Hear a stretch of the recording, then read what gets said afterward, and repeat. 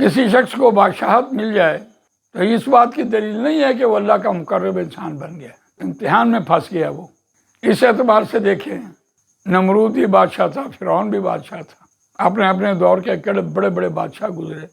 اگر یہ بادشاہت کوئی اعزاز کی بات ہو پھر تو کہا جا سکتا ہے، لیکن بادشاہت ایک منصب ہے، اس کے اندر یہ صلاحیت موجود ہے کہ اس نے سارے نظام کو لے کر چلنا ہے۔ لیکن نظام کیسے لے کر چلے گا؟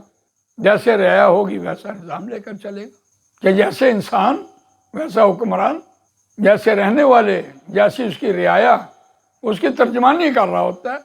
اگر رہنے والے اللہ والے ہیں تو حکمران بھی اللہ والا، اگر اس کی رعایا میں سارے منافق ہیں تو ان کی ترجمانی کر رہا ہے۔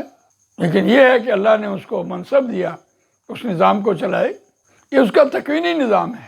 نبی اکرم صلی اللہ علیہ وسلم نے انسان پر محنت کی، اور اسلام اور دین جو ہے وہ نیچے سے آئے گا، اوپر سے مسلط نہیں ہو سکتا۔ آج کی دنیا میں ہر شخص ہم دیکھتے ہیں مظاہرے چل رہے ہیں، نیک حکمران مانگتے ہیں، اچھا حکمران مانگتے ہیں، لیکن خود کبھی نماز بھی نہ پڑھی ہو، تو یہ اس اللہ کا یہ نظام نہیں ہے۔